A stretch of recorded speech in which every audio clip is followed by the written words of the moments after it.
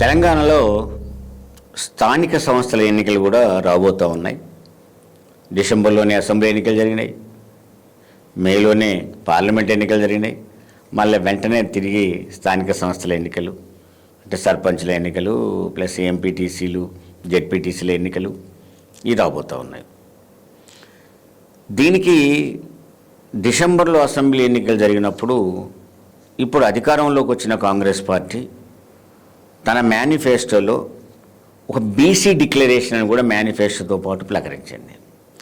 కామారెడ్డిలో రిలీజ్ చేసిన ఈ బీసీ డిక్లరేషన్లో క్లియర్గా కొన్ని మాటలు పెట్టారు.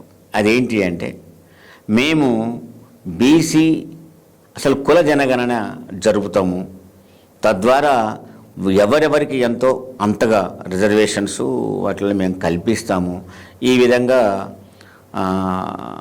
కాంగ్రెస్ మేనిఫెస్టోలో చెప్పారు. బీసీ డిక్లరేషన్లో అన్నిటికంటే 42% స్థానిక సంస్థల్లో రిజర్వేషన్ కల్పిస్తామని కూడా స్వయంగా ప్రకటించడం జరిగింది. అధికారంలోకి వచ్చిన వెంటనే మొదటి క్యాబినెట్ సమావేశంలోనే బీసీలకు ఈ కుల జనగణన మీద, బీసీ జనగణన కదా, కుల జనగణన మీద ఓ ప్రత్యేకమైన బీసీ కమిషన్కి అప్పచెప్పి ఒక రిపోర్ట్ తెప్పించుకుంటామని కూడా చెప్పారు. ఆ రిపోర్ట్ ఆధారంగానే మేము ఇది చేస్తాము అని చెప్పి. బట్ ఏది ఏమైనా స్థానిక సంస్థల ఎన్నికలలో బీసీలకు తగు రిజర్వేషన్ వచ్చే విధంగా మేము ప్రవర్తిస్తామని చెప్పేసి దానికి డిక్లరేషన్తో పాటు డిక్లరేషన్లోనే స్వయంగా నిధుల విషయం కూడా మాట్లాడారు. ఆ నిధులు కూడా మేము 20,000 అంటే 20,000 కోట్ల రూపాయలు మేము స్టార్టింగ్లో చేస్తాం. ఓవరాల్గా చూసినప్పుడు 5 సంవత్సరాల్లో మేము 1,00,000 కోట్లకు మేము బీసీలకు కేటాయిస్తామని చెప్పడం జరిగింది. బట్ ఇక్కడ ఏదైనా నిధుల కేటాయింపు బీసీలకు విడిగా లేకపోవడం ఒకటైతే, వాళ్ళ ఆత్మాభిమానానికి రాజకీయంగా వాళ్ళ ఎదుగుదలకు ఏదైతే రిజర్వేషన్స్ ఉపయోగపడతాం అనుకుంటున్నామో ఆ రిజర్వేషన్ల విషయంలోనే కాంగ్రెస్ గవర్నమెంట్ తప్పుడు అడుగులు వేస్తూ ఉంది, వెనక ముందు ఆడుతూ ఉంది.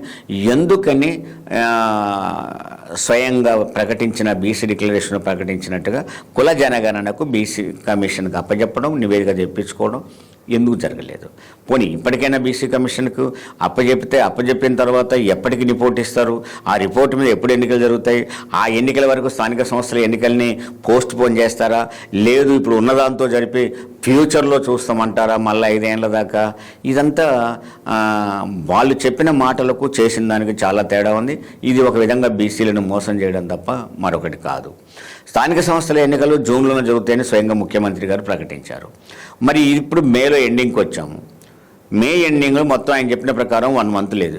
ఈ 1 మంత్లో బీసీ కమిషన్ రిపోర్ట్ ఇచ్చేటప్పుడు, బీసీలకు రిజర్వేషన్ ప్రకటించేటప్పుడు బీసీలకు అబవ్ 42% అంటే జనరల్గా బీసీలు అనేవాళ్ళు 55% మొత్తం జనాభాలో ఉంటారనేది జనరల్ చర్చ. 55% దాంట్లో 42% మేము పెంచుతామని ప్రకటించి కుల జనగణనకు మేము బీసీ కమిషన్ తప్పించి రిపోర్ట్ తెప్పించుకుంటామన్నారు. ఆ రిపోర్ట్ తెప్పించుకుంటే 55% రావడం అలా ఉంచినా ఇప్పుడు అర్జెంటుగా 42% పెంచుతామన్న దాన్ని 42% లేకుండా రిజర్వేషన్స్ ఎలా సాధ్యం?